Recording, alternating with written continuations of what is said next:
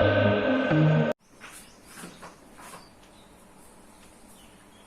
Everyone, आज हम discuss करेंगे क्लासिफिकेशन ऑफ लिविंग बींग्स, यानी कि जितने भी लिविंग्स हैं, लिविंग्स कौन कौन हैं, जितने भी इस अर्थ पे वो एनिमल या वो प्लांट जो सब सेल के बने हुए हैं। ठीक है, सारी चीजें जो सेल से बनी हुई हैं वो सभी लिविंग्स में आते हैं। ठीक है, जो श्वसन करते हैं, पाचन करते हैं, सभी सजीवों की प्रक्रियाएं जो उनमें होती हैं वो सभी उनमें संपन्न हो, तो ऐसे जितने भी जीव हैं वो सजीव कहलाते हैं। और जिनमें ये क्रिया नहीं होती और जो सेल के बने हुए नहीं होते हैं उनको हम निर्जीव कहते हैं। तो हमने ये कहा है, आज का हमारा टॉपिक है क्लासिफिकेशन ऑफ लिविंग बींग्स, यानी सजीवों का जो वर्गीकरण है उसके ऊपर। तो हम ये कह रहे हैं कि सजीवों का वर्गीकरण क्या होता है। सबसे पहले एक जो शब्द है वर्गीकरण, एक वर्गीकी करके एक विज्ञान की शाखा है। जैसे हमने विज्ञान की शाखाओं को अपने पिछले वीडियो में पढ़ा था, तो उसमें मैंने आपको बताया था टैक्सोनॉमी भी एक विज्ञान की शाखा है। टैक्सोनॉमी के अंदर क्या होता है? टैक्सोनॉमी जीवों के नामकरण और वर्गीकरण के अध्ययन को वर्गीकी कहा जाता है। इसको हम वर्गीकी कहते हैं, हिंदी में, इंग्लिश में कहते हैं टैक्सोनॉमी, जिसका मतलब होता है कि विज्ञान की वह शाखा जिसमें जीवों का, अब जीव वो प्लांट भी हो सकता है, एनिमल भी हो सकता है। मैंने एक फुल फॉर्म में इनको कहा है टैक्सोनॉमी, यानी उसमें प्लांट और एनिमल दोनों ही आ गए। ठीक है, तो हम ये कह रहे हैं कि जीवों का नामकरण करना और वर्गीकरण करना। अब यहाँ पर हमको जीवों का नामकरण क्या करना है भाई? करना ऐसे है कि कोई भी जीव है, कोई भी एक नई स्पीसीज हमें मिल गई, कोई भी एक नई प्रजाति किसी पौधे की मान लो या किसी जंतु की मान लो। अब उस प्रजाति को पूरे विश्व में एक पहचान देने के लिए जो नाम दिया जाता है, वो नाम जो मतलब पूरे विश्व में उस नाम से उस चीज को जाना जाए, उस जीव को जाना जाए। ठीक है, मैं आप कह दूं जैसे कि आप प्रोसोपिस सिनेरेरिया, जैसे कि खेजड़ी का नाम है ये प्रोसोपिस सिनेरेरिया, ये इसका वैज्ञानिक नाम है। ठीक है, और ये वैज्ञानिक नाम किसमें रखा जाता है? ये रखा जाता है, टैक्सोनॉमी विज्ञान की शाखा है, उसके अंदर किसी भी नई जाति, जो भी नई जाति मिलती है, उन सभी जातियों का नामकरण किया जाता है। जीवों की जो भी जातियां मिलती है उनका नामकरण किया जाता है और उनका नामकरण करके उनका एक वर्गीकरण तैयार किया जाता है कि इस जाति को किस जीनस, किस फैमिली के अंदर रखा जा सकता है। यानी हर एक समूह बनाए हुए हैं, उन समूह के अंदर उनके लक्षणों के आधार पर उन जीवों को रखा गया है। ठीक है, तो अब यहाँ पर बात यह है कि प्रोसोपिस सिनेरेरिया खेजड़ी है। अब आप इसका लोकल नाम जानते हो, इसको खेजड़ी कहते हैं। आप कहीं और जाके इसको खेजड़ी कहोगे तो वहां पे शायद इसको खेजड़ी नाम से ना जाने, लेकिन प्रोसोपिस सिनेरेरिया के नाम से इसको अवश्य जाना जाएगा। आप गूगल पे सर्च करोगे प्रोसोपिस सिनेरेरिया, पूरे वर्ल्ड में सब जगह आपको उसकी स्पीसीज का बता दिया जाएगा कि भाई ये सब जगह इसकी पहचान है प्रोसोपिस सिनेरेरिया के नाम से। लेकिन खेजड़ी नाम से पहचान इसकी राजस्थान में है। ठीक है, और कई जगह इसको अलग अलग लोकल नेम, हर मतलब जैसे प्लांट हो गया या एनिमल हो गया, उनके लोकल नेम स्थान के आधार पर उनके जो लोकल नेम होते हैं वो बदलते रहते हैं। लेकिन इस वर्गीकरण के अंदर किसी भी जीव को एक ऐसा नाम दिया जाता है कि भले उनके लोकल नेम कुछ भी हो, लेकिन एक ऐसा नाम दिया जाएगा जिस नाम से इसको पूरे मतलब विज्ञान जगत में, वर्ल्ड का जो भी विज्ञान जगत होगा वहां पे सब जगह उसको उस नाम से पहचाना जाएगा। सामान्य लोग वैज्ञानिक नामों को याद नहीं रखते हैं, वो लोकल नाम से ही उस प्रजाति को पहचानते हैं। लेकिन ये नाम इसलिए दिया गया है कि उस जीव पर, उस प्रजाति पर अगर रिसर्च करनी है, यहाँ के वैज्ञानिक उसको अब खेजड़ी बुलाएंगे, फिर दूसरी जगह के वैज्ञानिक उसको किसी और नाम से बुलाएंगे, कम्युनिकेशन ही नहीं हो पाएगा दोनों के बीच में। तो एक वैज्ञानिक भाषा के अंदर उनको वैज्ञानिक नाम दिए गए हैं, और ये नामकरण करने की जो प्रक्रिया होती है वो टैक्सोनॉमी के फील्ड के अंतर्गत ही आती है। उसके बाद उनका वर्गीकरण किया जाता है। वर्गीकरण में क्या करते हैं? सबसे पहले डिवीजन, किंगडम, जैसे जितने भी एनिमल है उन सबको एनिमल किंगडम में रखा गया है, जितने भी प्लांट है उनको प्लांट किंगडम में रखा गया है। उसके बाद हम ये कह दें कि अब इनको भी अलग अलग डिवीजन में, वापस नीचे जो है इनको अलग अलग डिवीजन में डिवाइड किया गया है, और इनकी और अलग अलग स्पीसीज और शाखाएं बांटी गई है नीचे। तो उसको हम डिटेल में आगे एक एग्जाम्पल के साथ स्टडी करेंगे। फिलहाल हम ये करते हैं, शुरुआत कहाँ से होती है टैक्सोनॉमी की। तो सबसे पहले कैरोलस लिनियस करके वैज्ञानिक रहे हैं जिन्होंने द्विजगत प्रणाली को दिया है। द्विजगत प्रणाली, ठीक है, बाई किंगडम, जो ये एक प्रणाली है जिसके अंदर अंदर क्या कहा जाता है, कैरोलस लिनियस कहते हैं कि जितना भी ये पूरा जीव जगत है, वर्ल्ड है, इस पूरे वर्ल्ड में जितने भी जीव हैं उन सभी जीवों को 2 किंगडम में बांटा गया है। ठीक है, 2 डिवीजन किए गए हैं उनके। तो कैरोलस लिनियस के अनुसार 2 किंगडम उस समय स्टार्टिंग में, एक तो प्लांट किंगडम एंड सेकेंड जो दूसरा है वो है एनिमल किंगडम। तो प्लांटी और एनिमेलिया करके 2 किंगडम बनाए, एक तो प्लांट किंगडम हो गया, एक एनिमल किंगडम हो गया, जिसको हमने प्लांटी और एनिमेलिया कहा था। ठीक है, तो कैरोलस लिनियस ने कितने किंगडम बताए, 2, प्लांट और एनिमल। यानी इन्होंने सीधा सीधा रूप से 2 डिवीजन कर दिए कि जितने भी पादप हैं वो सब एक जगह में प्लांट किंगडम में आ गए, और जितने भी एनिमल है वो सारे एक किंगडम में आ जाएंगे। अब वो छोटे से छोटा जंतु, बड़े से बड़े जंतु सभी एक ही वर्ग में आ गए, एनिमल। तो एनिमेलिया के बाद अब यहाँ तक ये 2, इसलिए इसको बाई किंगडम यानी कि द्विजगत प्रणाली कहा जाता है। कैरोलस लिनियस ने दी थी। यहाँ से हमारे ऑब्जेक्टिव क्वेश्चन आते हैं, बाई किंगडम प्रणाली जो है वो किसने दी थी, कैरोलस लिनियस ने दी थी। सेकेंड जो हमारे यहाँ से, देखो यहाँ से तो शुरुआत हुई, टेक्सोनॉमी की शुरुआत होती है। टेक्सोनॉमी की शुरुआत के बाद हम आ जाते हैं कि भाई अब और आगे अर्नेस्ट हैकल करके वैज्ञानिक आते हैं। ठीक है, हैकल ने बताया कि प्लांट और एनिमल के अलावा ऐसे जीव जो केवल एक कोशिकीय हैं, ऐसे जीवों को, यानी आप बड़े और छोटे जीवों को एक साथ कैसे रख सकते हो, ऐसे जीव जो केवल एक कोशिकीय है उनको बहुकोशिकीय ऑर्गन वाले, बॉडी स्ट्रक्चर वाले जीवों के साथ रखना संभव नहीं हो पाता है, उनकी स्टडी को एक साथ करना। तो इसलिए इन्होंने क्या कहा, हैकल ने कहा कि हम जो है वो प्रोटिस्टा एक किंगडम और बना देते हैं,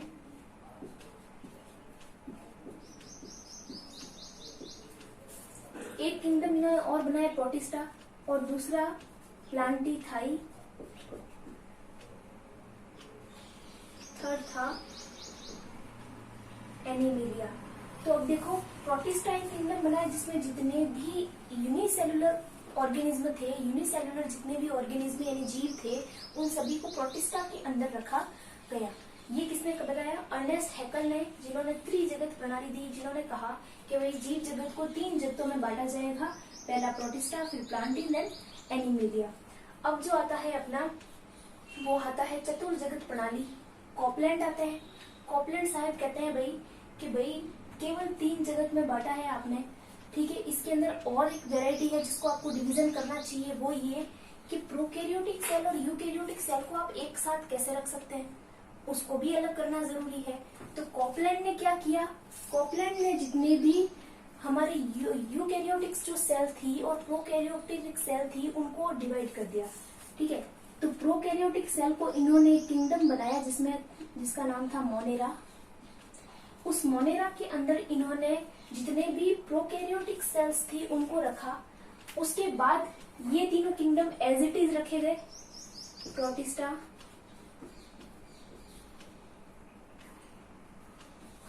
प्लांटी,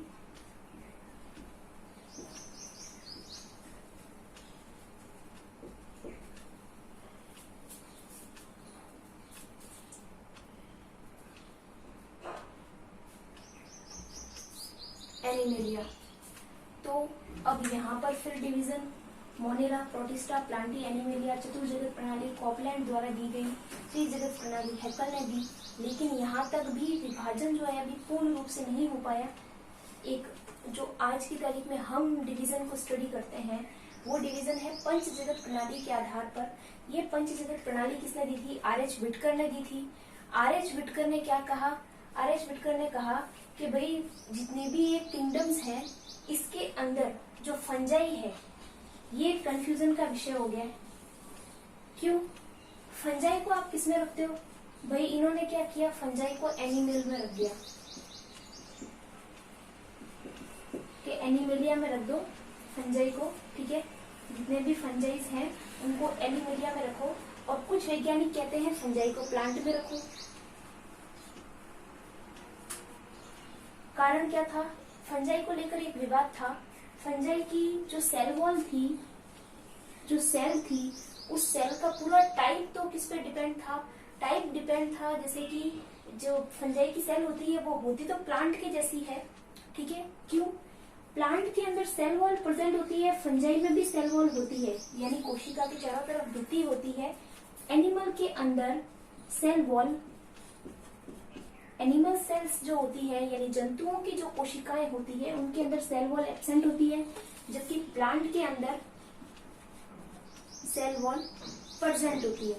तो फंजाई के अंदर भी सेल वॉल प्रेजेंट होती है। फंजाई, फफूंद, कवक जिसको हम कहते हैं कवक जगत, तो ये जो फंजाई है इसके अंदर सेल वॉल प्रेजेंट होने के कारण कुछ वैज्ञानिक इसको प्लांट में रखना चाहते हैं, और कुछ वैज्ञानिक कहते हैं कि भाई इसका जो गुण है, क्या गुण, एक और गुण था, प्लांट जितने भी होते हैं वो कैसे होते हैं, स्वपोषी,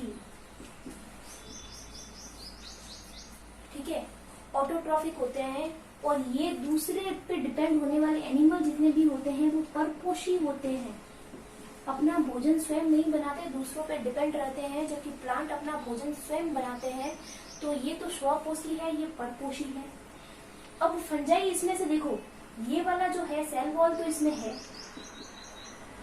लेकिन ये है कैसा, परपोषी, यानी एक गुण तो इसमें इसका प्रेजेंट है, एक गुण इसमें ये वाला प्रेजेंट है, तो इसको रखा किस में जाए, इस चीज को लेकर विवाद था।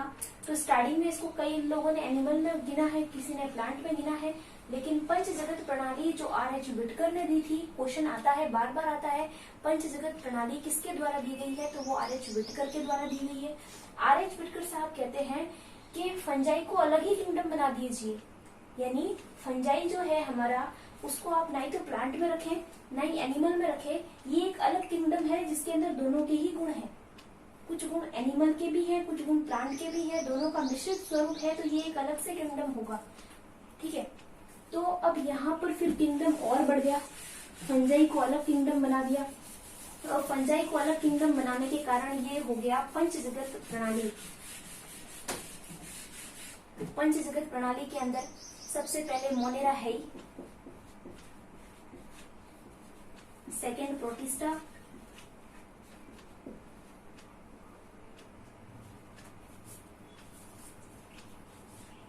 थर्ड आ गया यहाँ पे fungi,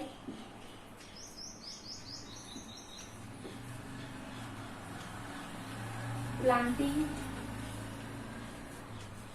then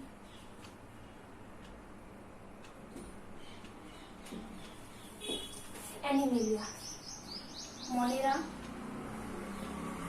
protista, fungi, plantae and animalia. तो अब जो किंगडम थे वो कितने किंगडम हो गए, 5 किंगडम हो गए, 5 जगत हो गए। इन जगत के अंदर बहुत सारे जीव हैं, यानी जितने भी हम कह देंगे मोनेरा के अंदर इन्होंने किसको रखा, तो जितने भी प्रोकैरियोटिक सेल थी,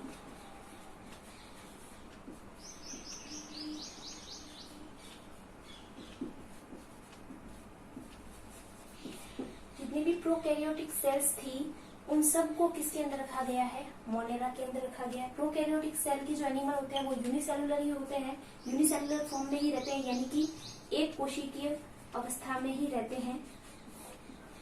अब यहाँ पर जितनी भी यूनिसेलुलर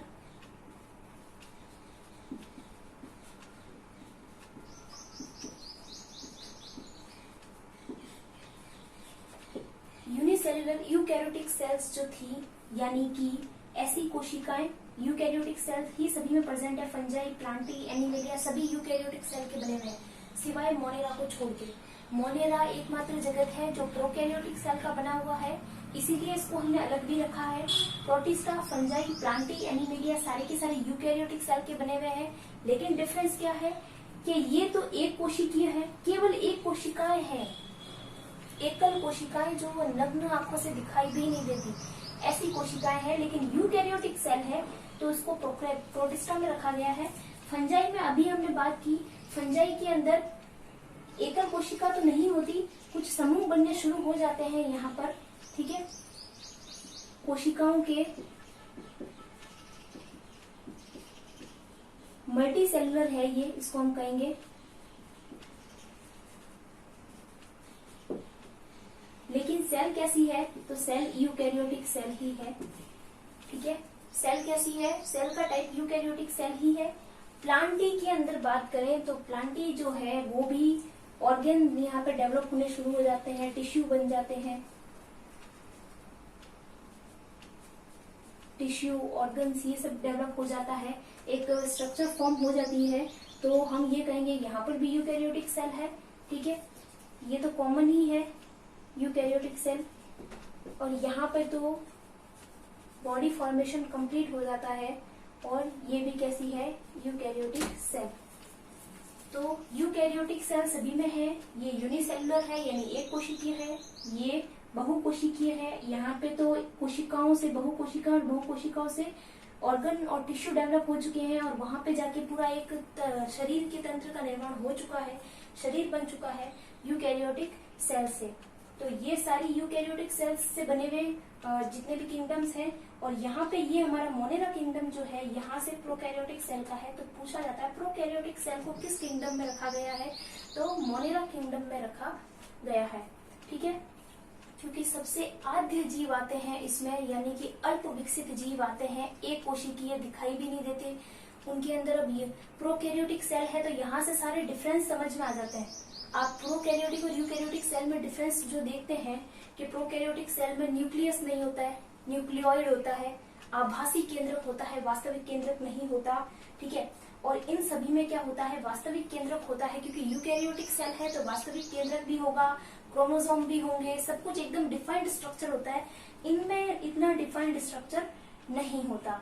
तो ये तो थे हमारे जितने भी टैक्सोनॉमी के अंदर जो शुरुआत होती है, और टैक्सोनॉमी की स्टार्टिंग में जो कैरोलस लीनियस ने द्विजगत प्रणाली दी, उसके बाद त्रिजगत प्रणाली, चतुर्जगत प्रणाली और पंचजगत प्रणाली जो आर एच विटकर ने दी, और यहाँ पे आके 5 जगत विभाजित हो जाते हैं। और हमने बताया कि अब इनमें क्या क्या डिफरेंस थे, प्रोटिस्टा इनमें डिफरेंस देखा। फिर हम फंजाई की बात करते हैं।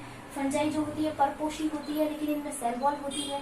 क्वेश्चन आता है फंजाई की सेल वॉल किसकी बनी होती है, तो फंजाई में जो सेल वॉल होती है, यहाँ पे देख लीजिए सेल वॉल का जो है, सेल वॉल इनमें भी प्रेजेंट होती है मोनेरा में। मोनेरा की जो सेल वॉल होती है वो किसकी बनी होती है, तो मोनेरा यानी आप जीवाणुओं को बोलो, जितने भी जीवाणु हैं, ठीक है, बैक्टीरिया हैं, उनके अंदर सेल वॉल किसकी बनी होती है, पेप्टिडोग्लाइकेन की बनी होती है। आप कह सकते हो अमीनो एसिड्स जो होते हैं वो, जिसे न्यूमेरिक एसिड जो होता है, इस तरीके से। तो यहाँ पे पेप्टिडोग्लाइकेन,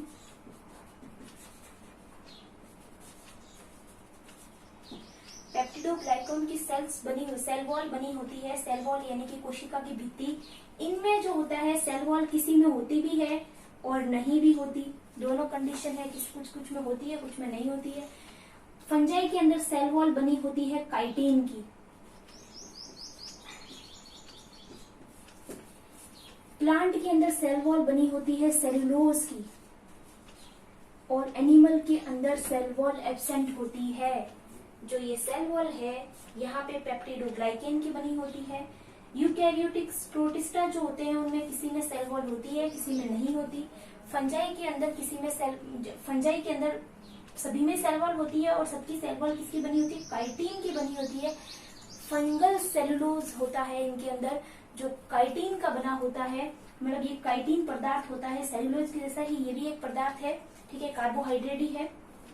अब प्लांटी के अंदर जो सेल वॉल है वो सेलुलोज की है। और एनिमल, प्लांट और एनिमल में सबसे बड़ा डिफरेंस जो सेल का है वो ये है कि यहाँ पर सेलुलोज जो है वो सेल वॉल प्रेजेंट होती है, सेलुलोज की बनी हुई, और वहां पे सेल वॉल नहीं होती। और भी प्लांट और एनिमल सेल में बहुत सारे डिफरेंस है, जिसको हम फिर एक अलग से जो हमारा वीडियो आएगा उसमें एनिमल और प्लांट सेल की स्पेशल जो डिफरेंस है उनको स्टडी करेंगे।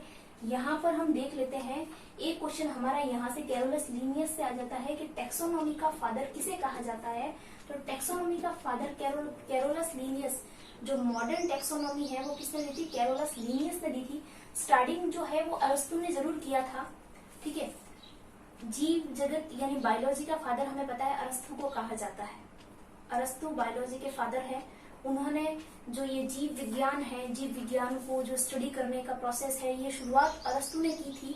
ठीक है, उसी समय उन्होंने एक और चीज बताई थी कि इन जीवों में कुछ वर्गीकरण भी उन्होंने बताए थे, जैसे पादप का समूह, जंतुओं का समूह, कुछ वर्गीकरण एक बड़े तौर पर जो वर्गीकरण किया जाता है वो उस समय अरस्तु ने जरूर किया था। लेकिन मॉडर्न टैक्सोनॉमी जो है वो किसके द्वारा दी गई है, कैरोलस लीनियस के द्वारा दी गई है। तो father of taxonomy, modern taxonomy, आपसे क्वेश्चन आ जाता है तो उसका आंसर कैरोलस लीनियस ही होगा। ठीक है, कैरोलस लीनियस ही टैक्सोनॉमी के फादर कहे जाते हैं। यानी कि हम कह सकते हैं टैक्सोनॉमी का यानी कि वर्गीकी का जनक किसे कहा जाता है, कैरोलस लिनियस को कहा जाता है। फिर कैरोलस लिनियस से एक और क्वेश्चन आता है, वो है बाइनोमियल जो क्लेचर नोमेनक्लेचर जो दिया था, बाइनोमियल नोमेनक्लेचर जो दिया था वो किसने दिया था, तो वो भी किसने दिया था, कैरोलस लिनियस ने दिया था।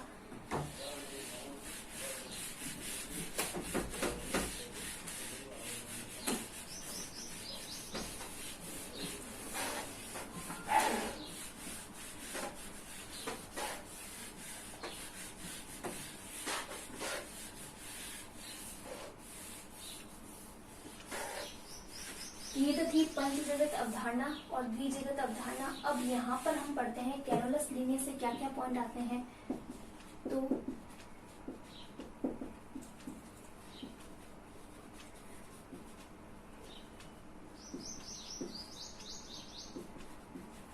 बाइनोमियल नोमेनक्लेचर किसने दिया था, कैरोलस लिनियस ने दिया था, यानी कि इसको बोलते हैं द्विनाम पद्धति।